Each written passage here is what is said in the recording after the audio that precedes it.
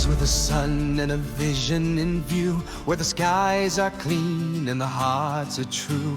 We dine with delight, we sip slow and smile, living each moment in Live Eco style. From mountains to oceans we follow the breeze, in fashion that flows in comfort and ease. With every small step, with joy we compile a world more beautiful. Well, good afternoon, everybody, and I am thrilled once again to bring you Live Eco Style, and I hope you all are listening to the words of our lead-in music, because that tells about our beautiful lifestyle we try to create here and talk about beautiful. What better way to open up our show but be looking at this handsome gentleman showing his beautiful face and couture. Robert Mills, coming from California. How are you, Robert? Fantastic, Randy. Always delightful to be with you. Just provide this geezer face here to scare everybody, but here we are, and I'm really enjoying sharing these shows with you. Well, we got, just to let people know, Live Eco Style, and we've been around now. We just celebrated our 10th anniversary as of last week from our formal corporation, which we were pretty excited about.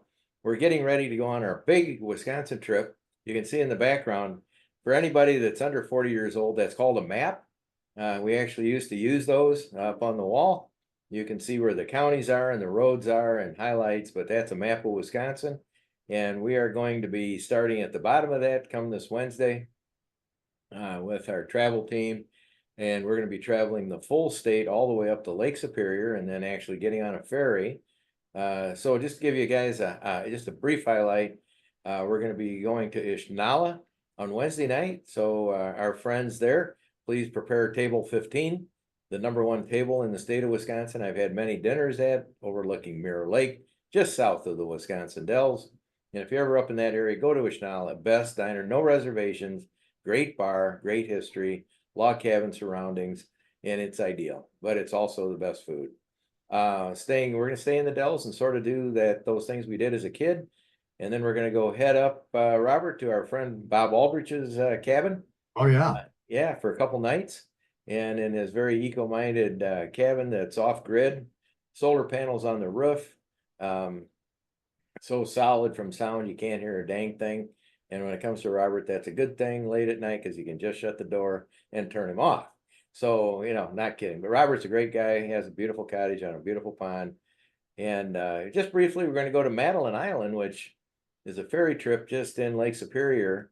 I didn't know very much about it. And when Bob told me about it, I said, well, let's go do that. And long story short, don't want to take away from Robert's time here, but we're going to end up going Door County, back to Milwaukee, big full circular trip around Wisconsin over the next 10 days. So look for our Live Eco Style media team. Global Eco Traveling certification is going to be visiting a lot of golf courses and handing out our certificates. And we're just going to have a lot of fun visiting a lot of friends and old friends. So, Robert, I know you're very proud of the state that you live in. We've talked many times about the state of California. Potentially could end up being, what, third or fourth largest economy in the world, but with a tremendous history. And in the past year, I know that you, Robert, for all that haven't joined us in the past, but Robert is a distinguished retired attorney that was a consumer advocate, did a lot of class action suits that were very meaningful for us, but also now today leads tours in the heart of San Francisco and has a tremendous amount of knowledge on many, many levels. So I'm going to sit back and listen as Robert shares with us, I'm sure, many highlights from the state of California. And it's amazing. There's no way we can do it in an hour. Part A, Part B.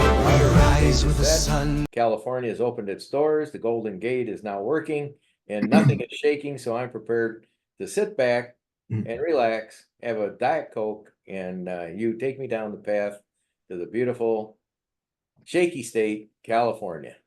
Thank you, Randy. As you mentioned, I'm a retired consumer class action lawyer.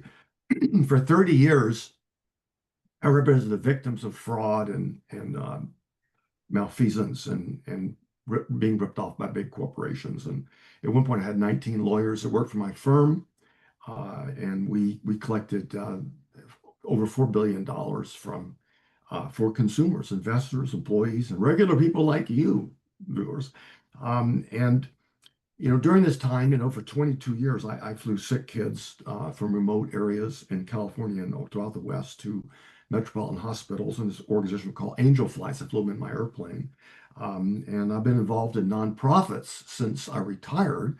And I sit on boards. I'm on the Civil Rights Alliance board, and I do green lobbying in Sacramento.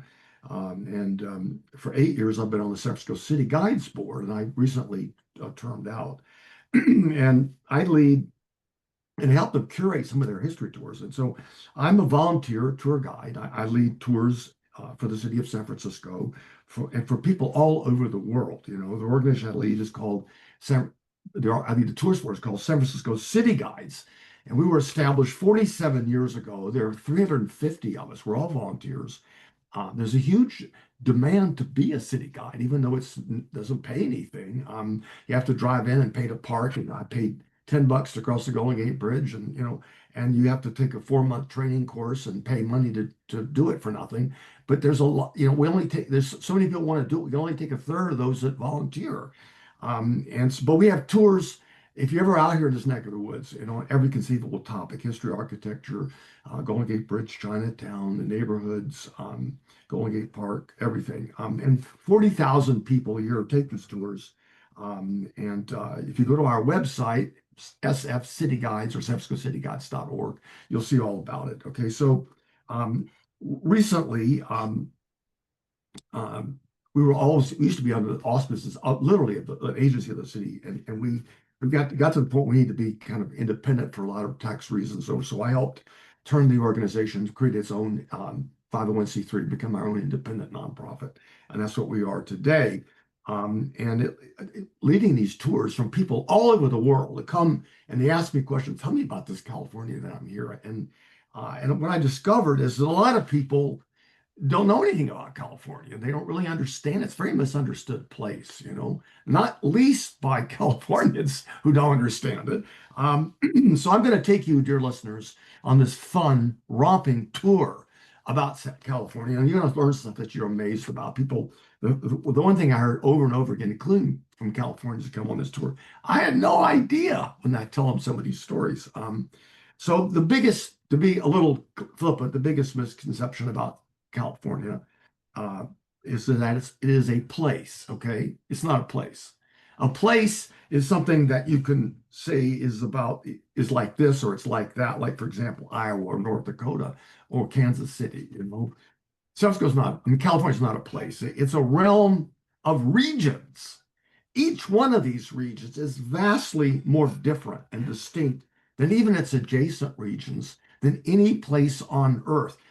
California is a land of extremes. There's nothing like it on Earth, as you'll see, okay? Let's start with some of the easy stuff, the fun topography and geography. Death Valley National Park is in California, and it's a national park, and it's the size of Connecticut. It's gigantic, okay? And there's a seasonal lake there in one of the biggest valleys. It's called Death Valley. And seasonal meaning it's a lake in the spring and then it evaporates. The lake's called Badwater Lake.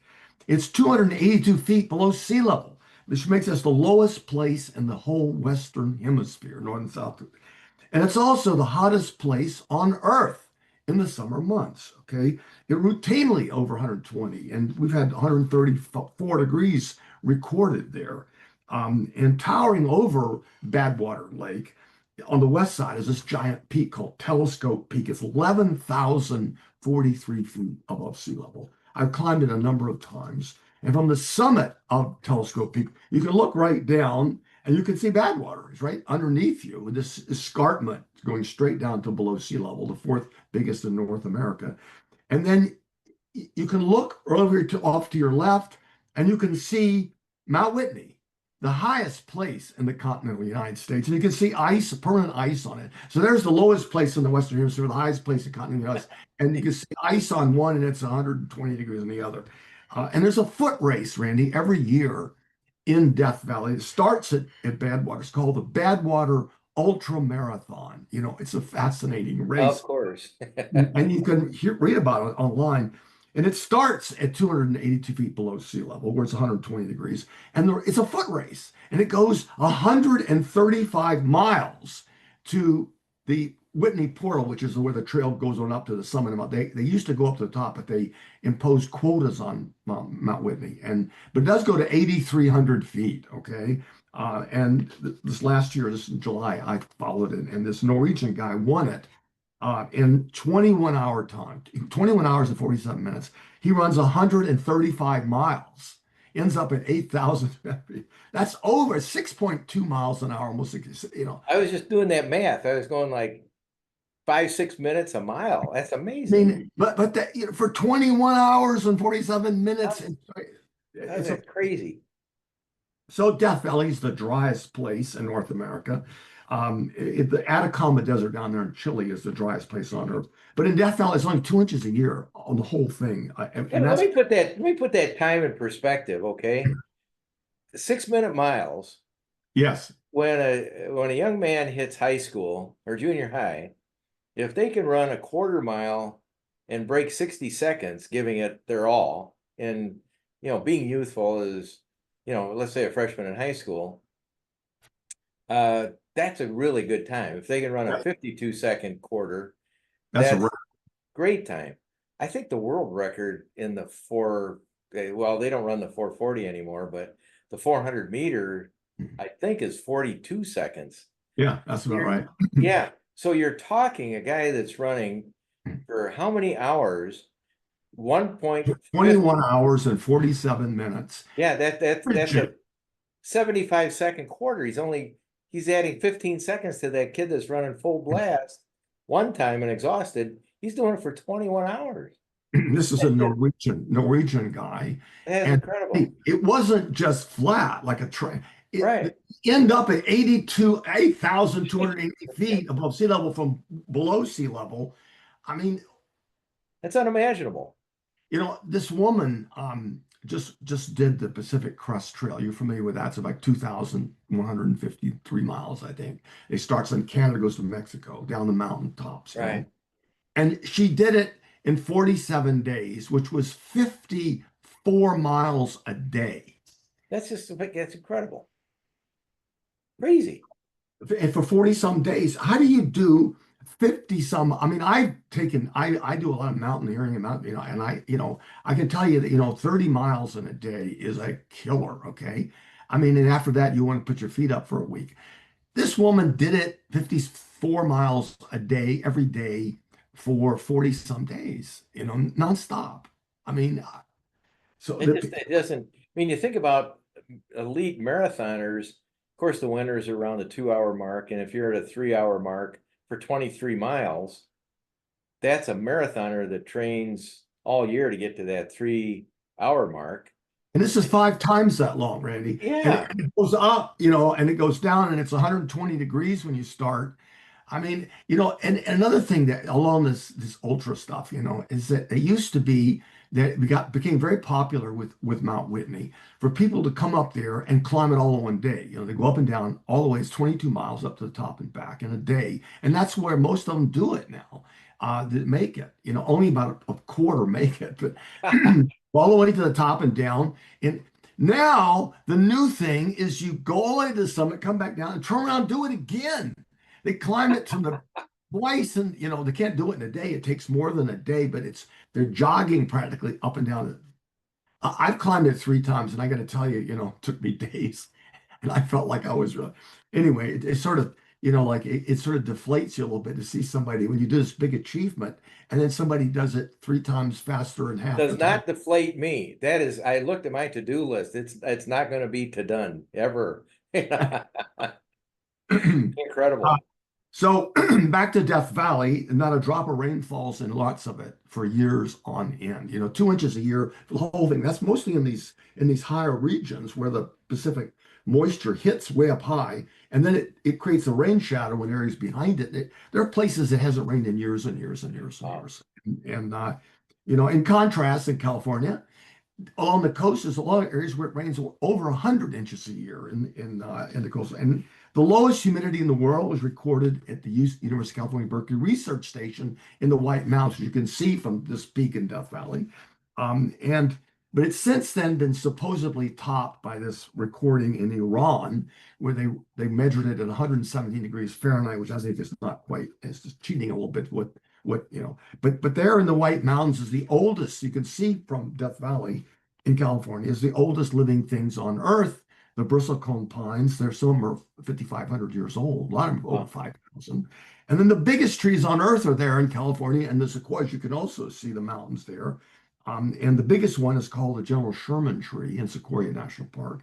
And it's 102 feet in circumference. I mean, Wow. it's a house 275 feet high. You know, can you imagine? I mean, it's almost 100 yards high. And the tallest trees are also in California, and they're coastal redwoods. And the highest ones are nearly 400 feet high. There's one they just found was 380 feet. And they think there's higher ones, okay? So there's some physical extremes in California, like no other place on earth. So let's switch to economics now, you know. And we'll talk about something most people don't know, okay? What is the poorest place in the United States, okay? It's not Mississippi or West Virginia. The poorest place in the United States is far northern California. People don't know this, okay? In Mississippi, it's the poorest state in the United States. The median household income is just under 50 grand, okay? And the median household income in the U.S. is 80. And by contrast, you know, in Santa Clara County, it's over 200. But in Trinity County, up north of San Francisco, the median household income is $27,000. Wow. That means West Virginia and Mississippi is twice as rich as these counties in California. Del Norte, median household income 29,642. I've been up there in this region. The cities are boarded up. You know, there's no jobs. People are hungry. There's millions of people that are hungry in this area. This is the poorest place in the United States right now, Northern California. Far How northern. how do they survive? I mean, if it's that, what are they doing? A lot of them have left. A lot of them just kind of hang out and try to squeeze by on welfare or something. I really, it's an interesting question. You know, I went, all these buildings are boarded up in Eureka, this big city on the coast. It's a ghost town, boarded up. Now, why is that? Okay, because all the industries that this region relied on have all collapsed. Okay, what were they? Mining. They used to mine gold, iron, lead, tungsten, mercury, talc, chloride, zinc. Gone. The mines ran out, and the timber is gone because of global warming, wildfires, overlogging, droughts, environmental restrictions. Timber is gone. Okay, fishing, the habitat's been destroyed. Russian and French trawlers came in and sucked it all up, and the pollution coming out interfered with the spawning. The rivers are drying up, global warming, and tourism is way down. People don't go up there anymore. They get on planes and go to Europe and stuff. And another interesting industry that died is marijuana. It used to be illegal, and so there were all these hidden. I mean, I go up there and the forest is filled with all these. Well, they legalized marijuana in California, and so people could do it, and so all this wild stuff that was profitable is gone. There was a multi-billion-dollar industry gone. So the place is starving, the poorest place in the United States, Northern California. And it's big. It's bigger than South Carolina, considerably bigger. It's bigger than most states. Wow. Now, right next door to it, of course, this is California adjacent region, is San Francisco Bay Area. And in typical California contrast, this is the richest place on the world, okay? Right next to the poorest place. And I did mention the median household income in Santa Clara is 200 grand, which is 7.5 times the median household income in Trinity County. Trinity County is this beautiful county about 200 miles north of San Francisco, in the middle there with the Trinity Alps, these gorgeous mountains. It's a beautiful place, okay? The San Francisco Bay Area is also one of the most educated places in the world. You know, about a quarter of the people have master's degrees, 27% here in Marin or more. If you take out the immigrants and some of these communities, I mean, and just go up the main, you know, more than 35% of all the people have a master's or higher. That's a lot of people having a master's or higher. Now let's talk about California's economy. And these little 9 counties I've just talked about, that touch Semsko Bay, called Semsko Bay area. Okay, it's tiny. It's 80 by 40 miles, and you can just develop part of it. It's tiny. Okay, this is the 19th largest economy in the world. It's bigger than Sweden, Turkey, Netherlands, or Indonesia. This little itty bitty piece of it. Okay. South California as a whole, we only got 39 million people and change. And we just passed Japan this year. Japan has 128 million people. Our economy is bigger. We're now the 4th largest in the world: the United States, China, Germany, California. And we are racing to catch Germany. Okay. Germany shrank the last 3 years. German economy shrank. Okay. California is growing over 6% a year, the economy here.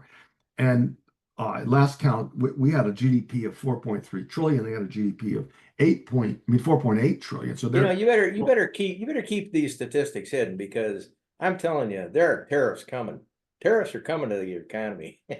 The tariffs are a big thing, and they keep shifting around, people having a hard time, but it's widely expected that California, growing at 6% a year, is wow. And Germany's shrinking, and then it's going to catch it this decade. I mean, next Isn't that couple amazing? That's just amazing. 4.3 to 4.8 trillion. I mean, it's going to make that gap in a couple of years, and it will become the 2nd largest economy in the world outside the U.S. I mean, China, Wow. California. Wow. And so, to a degree that I think most people in the world don't realize, the San Francisco Bay Area, not California as a whole, but San Francisco Bay Area, okay, this little area is long been the innovation capital of the entire world. Okay, TV was invented in San Francisco, and a few blocks away, Twitter was invented. Where would we be without Twitter, right? Yeah. And then, but smartphones and computers and Google and this vast array of other things. My kids are in tech; they know about this. Well, is this dad and is this dad? Yeah, I never heard of it, but but it's all part of it. And people who are affiliated with 2 little schools. I mean, not small schools. University of California, Berkeley, which I'm a proud alum, and Stanford accounted for 25% of all the Nobel Prizes awarded ever since it began. Those 2 little places. And recently, if you throw in UCSF in San Francisco, it's 30% of all of it. And if you count the ones where there's a whole list of people that give a Nobel to a bunch of people, it's over a third. And some people say it's close to a half. All Nobel Prizes going to a person from the Bay Area. And so what is the population of this place? It's only 7.5 million. The average state in the U.S. has 6.8 million people. So it's just a little bit more than a regular state. And the Bay Area completely dominates and controls all of the AI research and development in the United States. Microsoft tried to compete for a while up in Redmond. They just couldn't do it. The infrastructure's here. So they came down here and got their wallet out and started writing checks, cut us in for a piece of that. You can't beat them, join them, right? And so they came down here and joined. And now it's other than China, this is the AI capital of the world. It's all happening here, all of it. And San Francisco has 100% of all the patents, 100% of all the patents for 0G drug making by robots in low Earth orbit. I mean, I didn't know there was such a thing, but they're going to start launching these satellites into low Earth orbit with these robots that will make drugs in these satellites that you can't make unless it's 0G, no gravity. And they will make them, and then they will parachute them back down to Earth. They will sell them. So that's 100% San Francisco owned. We have a break coming up in about 2 minutes, Robert. Just so you know. But that 0G, do you know? I've been fascinated by that. Do you know what happens in 0G when they do that in terms of drugs or chemical reactions? I do not. I mean, it must be something pretty special because they have to go up there to do it. They can't do it on Earth. Yeah, the short story is, because it's, it is weightless, is that down here we have gravity working on, whatever is being formed. And up there, my understanding is it just goes always. I mean, obviously the gravity, there's no gravity to affect how the chemical reactions perform. And basically it's more like a balloon than like a lead balloon. It's it's very fascinating when they first started doing that. And I think right now we're at this place where I know we want to continue. We're going to leave everything up in space for a minute. We're going to have just a short break, and we're going to come right back with Robert Mills. He's going to bring us out of low Earth orbit and continue on with this amazing saga of this economy that's almost overtaking Germany at this point in time. This is a fascinating story, Robert. I really appreciate it, and you've taken us from Death Valley to giving us hope. So we'll have a little bit of hope coming back here on. Maybe we should all move to California. You know, we never know. So anyway, Robert, we'll be right back.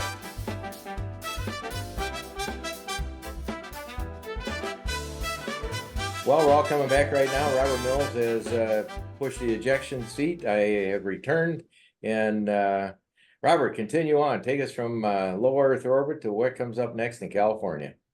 Well, people are wondering, is this sustainable, and what's the longer term trend? And I invite them to look at the fact that in the past 5 years, California has vacuumed up 156,000 of the top graduates of the top schools in the United States. Wow.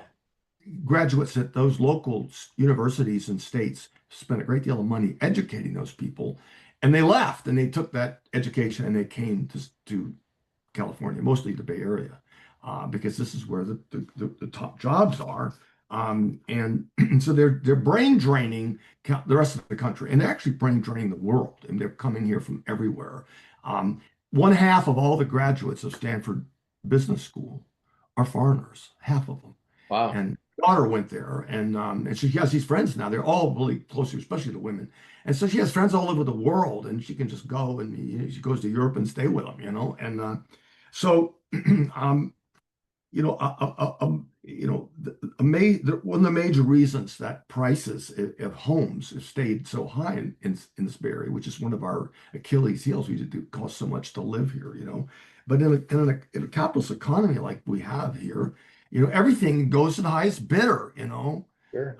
In some perverse way, that's also true of marriages, right, Randy? The beautiful woman gets to the most attractive guy, and vice versa. And so everything's to the highest bidder, and so people, sell their house to the highest bidder.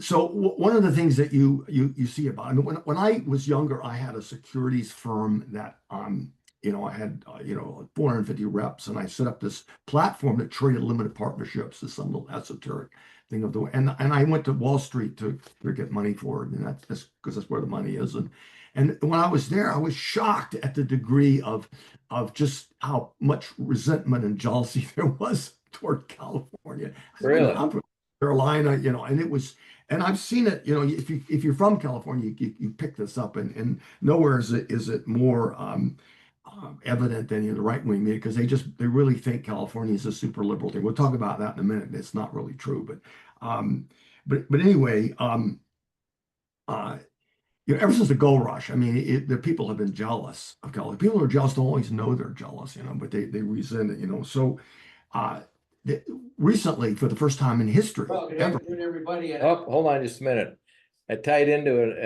I had an interruption there. Hold on just 1 minute. There you go. I'm sorry. Everybody. So recently, so we're talking about,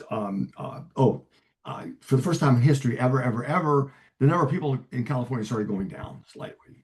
And all that was just a Schadenfreude festival of glee about, California. And I see all these ads showing people going down that Highway 1, pulling trailers, saying they're leaving California in droves.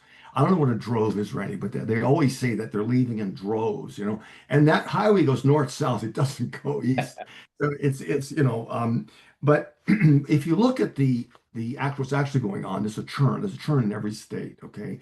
And for every 11 people leaving California, there's 7 coming to California, and looking at who is which tells you a whole lot about all this. Okay. The people who are leaving are in 2 different groups, almost exclusively. Okay. One is the non-college educated. They leave California and mostly the Bay Area, and they go to Texas or Florida, and they can rent an apartment there for a half to a third of what they're Right. paying for here. And they can, everything else is cheaper and they get essentially the same income. So they have an enormous increase in their standard of living. They're winning. And California is winning because it pays for the infrastructure, for the services they're giving them, schools, hospitals, roads, and all. It's costing more than they're paying in taxes. So California wins when they leave. They win by leaving. And the other group are retirees. And they sell their house, which is now worth $2 million, and they can buy the same house in Florida for $1 million or even $500,000 in some communities. Wow. And they can downsize and put more than three-quarters of the money in the bank to live on. They're winning big, okay? And it's cheaper to live there. And if California's winning because it's freeing up this house for these high-tech, high-income people to come and have a place to live. Wow. So everybody's winning in this churn, and they make this big deal about how, it's the end, and but that takes me to the next topic, which I think is really fascinating, and that is that what state in the United States did the most people vote for Trump? Okay, what is the most Trump-friendly state, in terms of the gross number? Okay, it's California. Over 7 million people in the 2024 election voted for Donald Trump in California. Okay, that is way more than any other state. 5.8 million in Texas, 5.3 in Florida. Okay, and sure, Kamala got more. She got 9.96 million, so she got 58% of the vote. But that's a lot. 7 million is a lot of people, and there's vast areas of California that and the lower population, rural, poor states is where, of course, he got his votes, where it is throughout the country, and those are big counties. And if you look at a map of California and with the counties that voted for Trump red and the counties that voted for Kamala blue, there's just a few blue dots along the coast and the rest of it's red. And you get a very misleading impression because these are rural places, okay? But there's, there are vast conservative traditions here. That's not this, this is where Reagan came and Nixon, and the John Birch Society, and there's this huge conservative thing here, and there are areas where there's just counties and counties. It's all Trump. So this is not understood in the rest of the country. Okay, Lindsey Graham goes on and starts ranting about, the Democrats they won't give us FEMA aid for the wildfires in LA, and they would just start ranting about you Democrats, this and that. And somebody says to him, hey, Lindsey, do you know that there are more people who voted for Donald Trump in Los Angeles and Orange County, two counties out of California's 54 counties, two counties, more people voted for Donald Trump in those two counties than voted for Donald Trump in your home state of South Carolina. And throw in Wyoming and North Dakota, and still more people in those two little counties that voted for Donald Trump than voted in those three states. Okay, Yeah. It sort of changed their tone.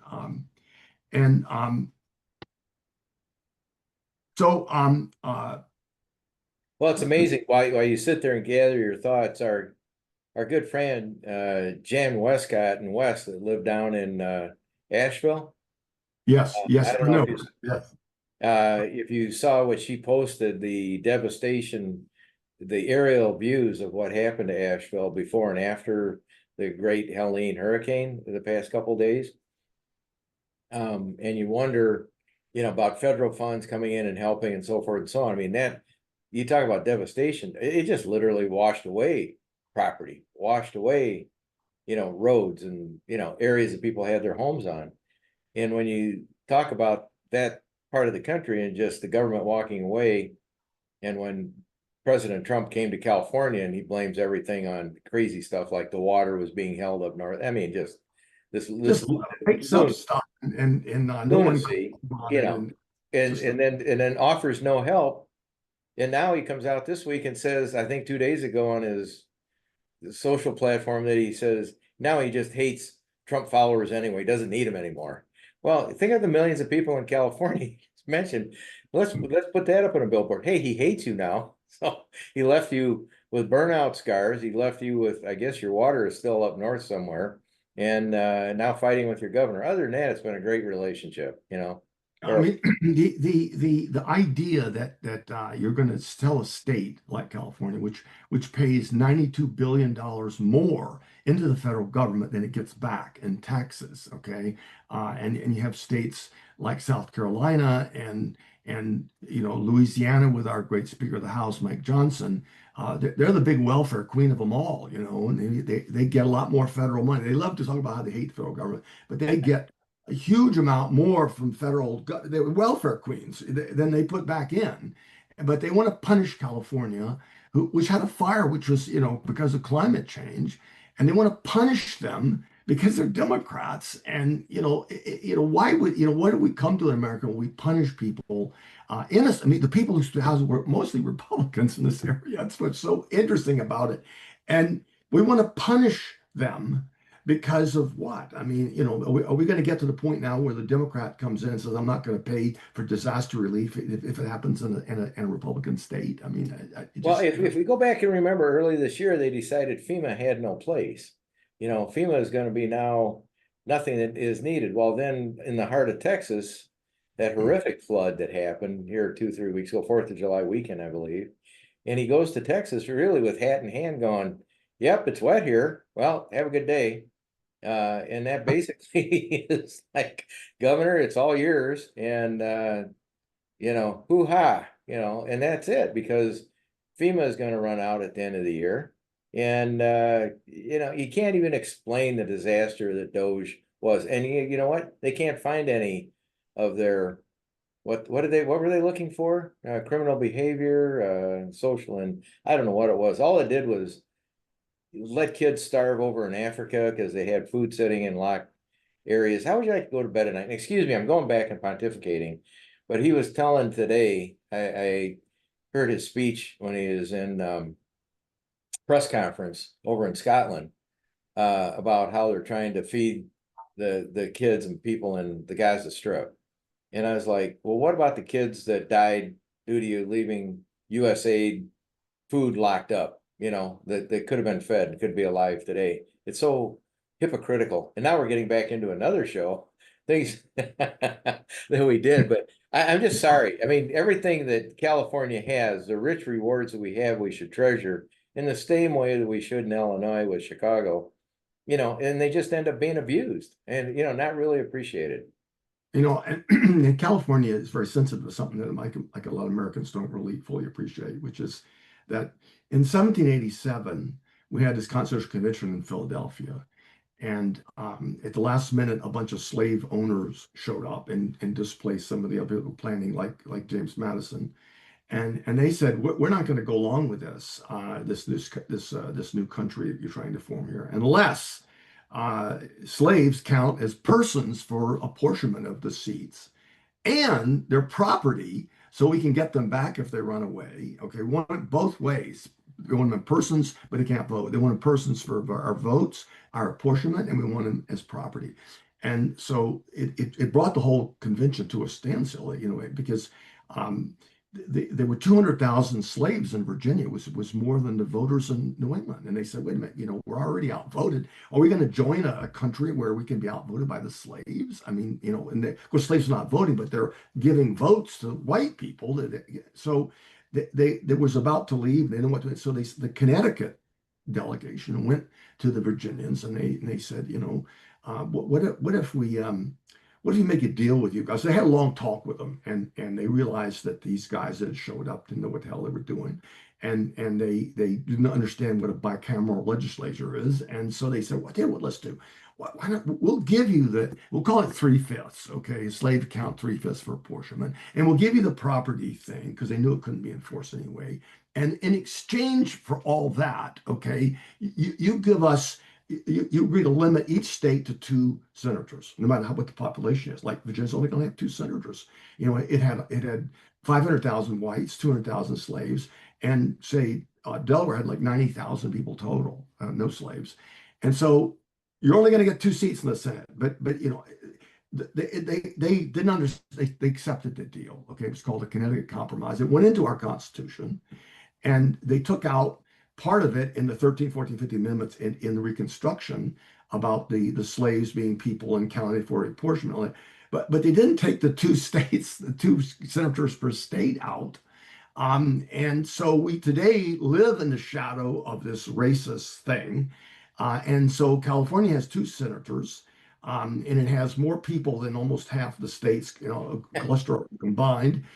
In my vote, my vote in the Senate, from a portion by my it counts, the one in Wyoming, the Wyoming Cowboys vote counts 85 times or 88 times as much as my vote in the Senate. And it also distorts the electoral college by providing this huge benefit to the small states. And democracy means that there has to be some allocation based on votes, and it's really sad but that's why Hillary lost. And she lost. She had 3 million of the popular votes lead, and like most of the elections in the last 6 or 8 years were lost due to the distortions from the Connecticut Compromise and the Electoral College. And so, what we here in California have this fantasy that we're going to call the Constitutional Convention. We're going to take the District of Columbia and add 150 new states block by block. We're going to have a Constitutional Convention. We're going to change the Constitution. Fix everything, there's only one problem that a lot of these states are benefiting from it, and so they're never going to vote for it. So we made changing the Constitution way too hard to fix it. I think if it directly is just going to have to figure out some way to live with it. But people should understand that California is being very unfairly treated in the way in which power is allocated in the United States. We have this mega economy and yet we have this little sliver of power in the Senate and in the elections of presidents. Californians, I can tell you because I live here, Californians like the rest of the country. I'm in all 50 states in my airplane, and I used to fly these angel flights, and I would take people, and there are beautiful places and nice people in every single state in the United States, and I really enjoyed meeting all of them.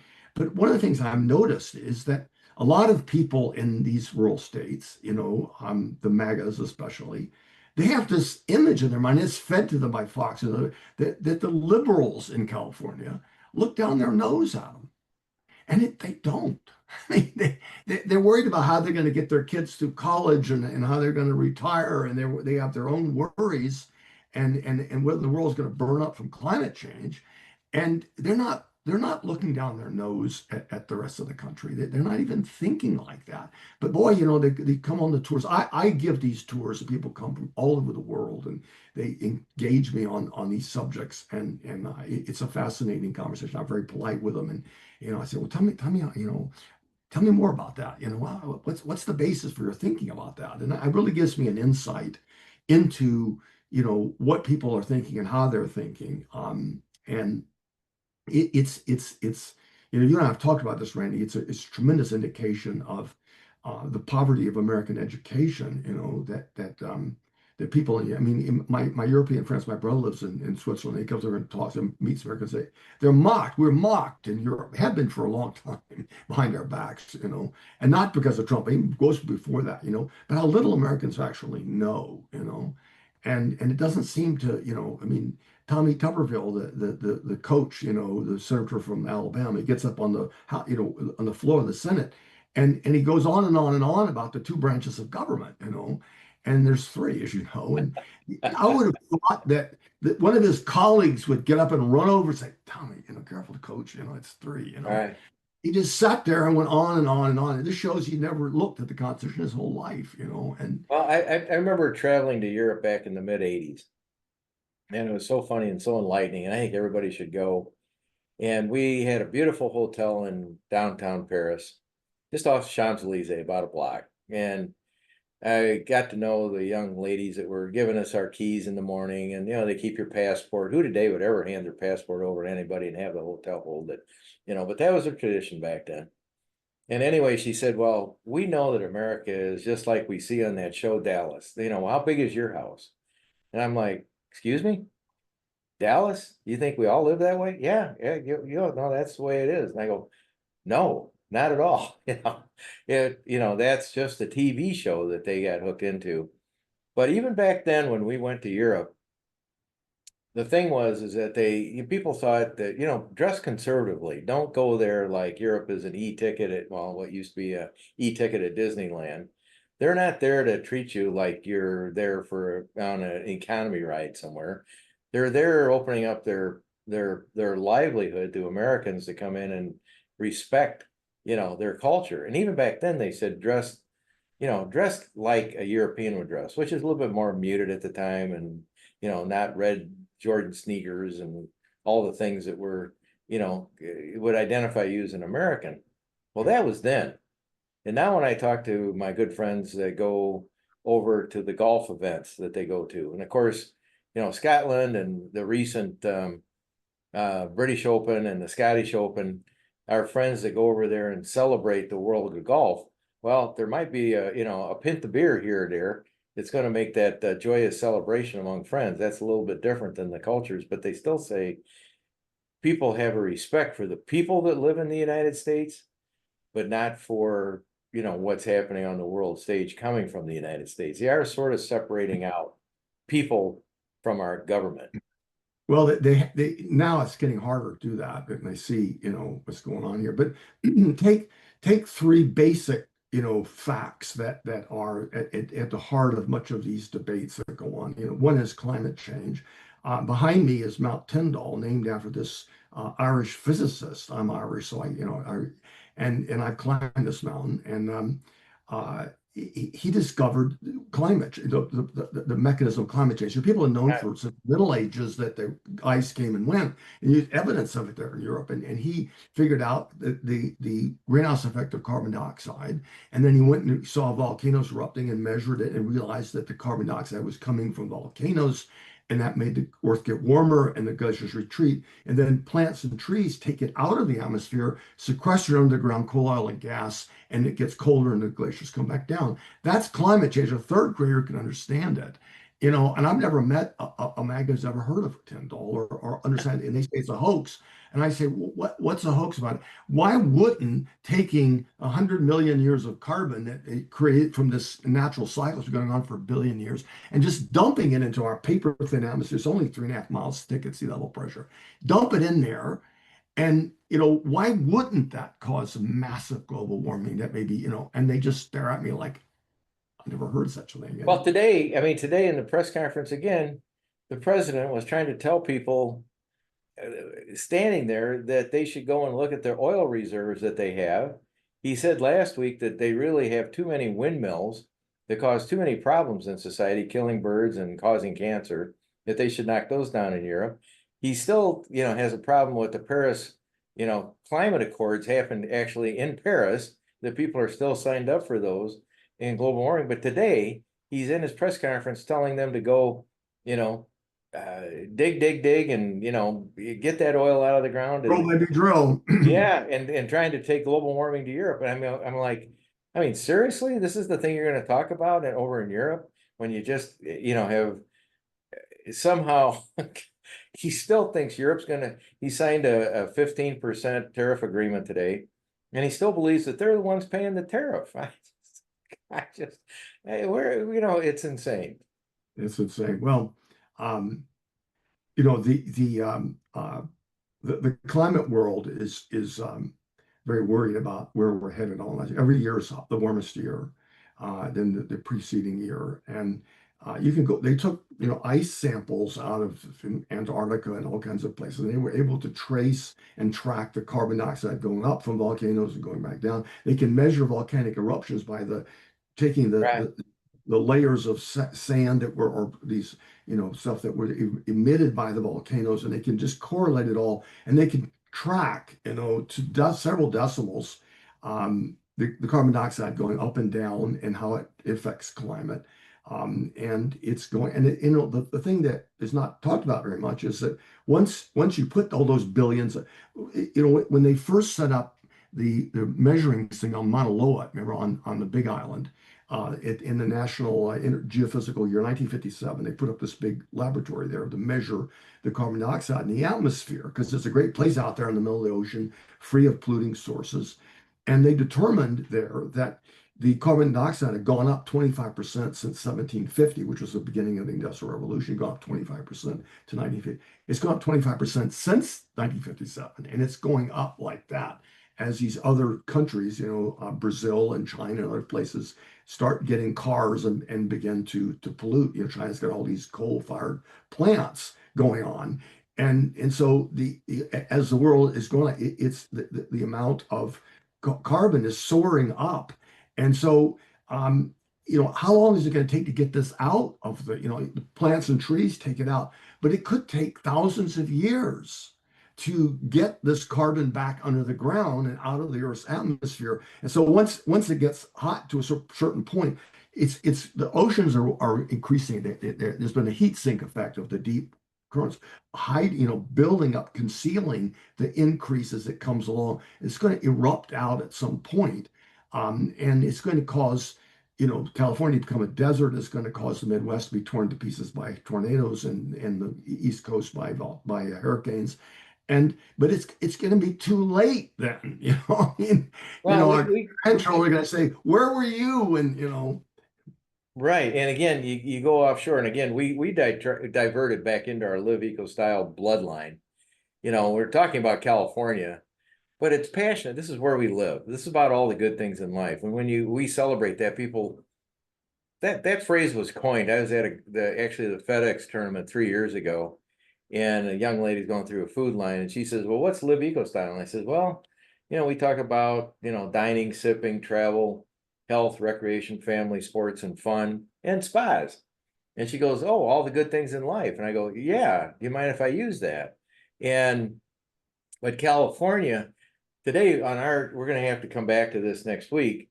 We've got about 6-7 minutes left, but we haven't gotten, you do make a few movies out there that have been fun. You have had some iconic TV out there. I've heard you actually have some good sports teams out there that are in LA and around football, baseball, and you got the Olympics coming up in a couple years. We do have some things in California that are enjoyed by people around the world that are really highly enjoyable. The fire season that you have, we do not have in the Midwest, except occasionally. But strangely now, fire season in Hawaii, it's not a season, but I've never heard so many brush fires, highlighted now in Hawaii, on Maui and different places. Never heard of that years before. So both, I don't hate to tell, I'm proud of the fact. Live Eco Style, they have Robert on here sharing his story. I apologize to you, Robert. We diverted getting back into, we do another show, things people believe that just ain't true. We try to sort out, and we sort of cascaded into that a little bit today. But that's okay. If you don't like it, go somewhere else. I will repeat that one observation I made. And one of the things people believe it ain't so is that Californians look down their nose at the rest of the country, Right. and they do not. They No. love the rest of the country, and they just don't. They don't understand where that even comes from, because they don't think like that, and they want the best for everybody, and they welcome people here, and so that's one reason why I enjoy leading these tours. Are people from all over the world, all over the United States, and they come and they ask all these questions, and I get to take them around, tell them the history of San Francisco, which is history like no other, and talk about California. I talk about all these things we've been talking about here, and they never heard this stuff before, and so but it gives me a chance to communicate to them that people in California, are not a bunch of MAGA hating. We're not, and No, yeah, I don't think anybody at this point in time is. I've been around both MAGA and non-MAGA. I've had some great conversations, because when people get heated, I just simply say, "Hey, let's go have a beer and really talk about it." I just am fascinated by people's points of view. Quite honestly, I love to hear what they have to say. But you also have in California, to change very briefly, have this place called Palm Springs. Palm Springs, one of my most favorite places in the world. You can play golf in the morning, and you can see if you want to go skiing in the afternoon, you can see where you'd be going skiing. But aromatically, I was told years ago, the Palm Springs, if they had a really bad earthquake, there's so much water under Palm Springs, you'd have to hand out life preservers, because if the earth cracked, it would flood that particular area. Whether that's true or not, I don't know. It could be legend or lore. But I'm going to tell you, I get up in the morning out there, it smells so vibrant with the eucalyptus and the green in the middle of the desert. You can go right to the edge of the desert, go from green grass and a golf course, the best golf in the world, to desert, just where they water it and they don't water it. But how it dials back to us at Live Eco Style and our global eco traveling is that in the world of golf, and actually in auto racing today, they actually had the first race car at Daytona this year, sitting at the gate, that was total EV, totally fast enough to look at driving in the Daytona 500. So with California, with their forward progress, trying to have EV vehicles, how are we going to address the power out there to make sure that they all can be charged up at night and all those things? They have done amazing, Randy. There are 1,600 a week being added charging stations. They're out in the wilderness now that work on these big charging things, and you can go in the middle of nowhere and charge of it. I have a Tesla. My wife has a Tesla, and we have solar panels, and I haven't bought a drop of gas in over 10 years. We have about 3 minutes left, just as we know here, we have a time limit, because what we try to do is keep our shows within this area if people want to listen to us. So we've got about 3 minutes, Robert. I'm sorry. Oh, I need that guidance. So, I'm a great believer in this, and I think that there's a lot of misinformation about the enormous potential of electric.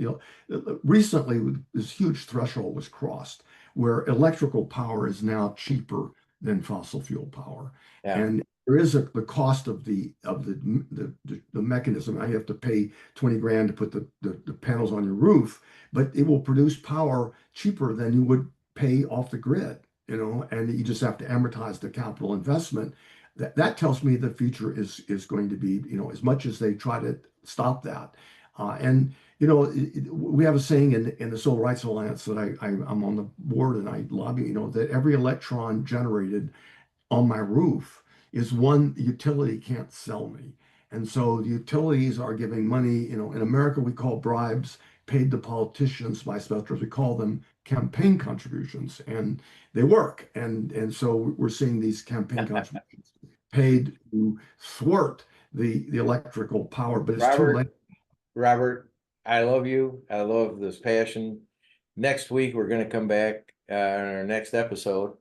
I know we have a schedule that's upcoming, but these get so many views. I don't want to detract from the people that watch our shows. We're going to have to come back with part B of what's going on in California, because we certainly didn't get to that. That state's too big. We also want to hear about your travel with the schedule your wife has put together to take you over to Portugal and Spain and Madeira Island, if I pronounce that right, Yes. and which is full of flowers. But I want to thank you for today and all the passion that you bring. It's really terrific. And just as an odds, I found out this weekend, all three of my sons have EV cars. We never talked about it, ever, never. I don't preach it at home, I guess, but they all on their own went out and got their own cars, and they live that lifestyle. So I'm proud of that. That is for sure. Anyway, Robert Mills, coming from California, all over California. He took us halfway down the state, I believe, from the poorest to the richest, and from the most Nobel prizes from all over California to the rich historical people that run up and down the mountains. Can't believe it. I don't know. What a great show, Robert. Thank you very much for having time today. We always welcome you, without question. Delighted. Thank you. Look forward to next time. No, it's going to be fun. Can't wait. These are always fun. Anyway, for Live Eco Style and our family of shows, don't ever forget to go to our Facebook page, Live Eco Style. Go to YouTube. We have a huge presence on YouTube now called Live Eco Style. We have shorts up there that have thousands of people coming and watching them. But then from there, you can go to Golfers Golf and Travel, which has become wildly popular. And I'm going to have to finally say it, please like and follow us. We had 800,000 people that saw our features last week on Golfers, Golf and Travel. And now we're getting a few followers, but people, I don't care if you do or you don't, just sit and watch our stuff. We want you to just be happy. We try to make it fun. And like my father and my grandfather mainly said, no matter where you go or what you do, and the people whose hearts you touch always leave a better footprint when you leave them at the end of the day. So Robert, thank you very much. This is Old Uncle Randy for Live Eco Style, show produced by Distillery Channel Media, and we are now 10 years down the road. Look forward to next time, Robert. Thank you very much. Support myself. Thank you. Bye-bye.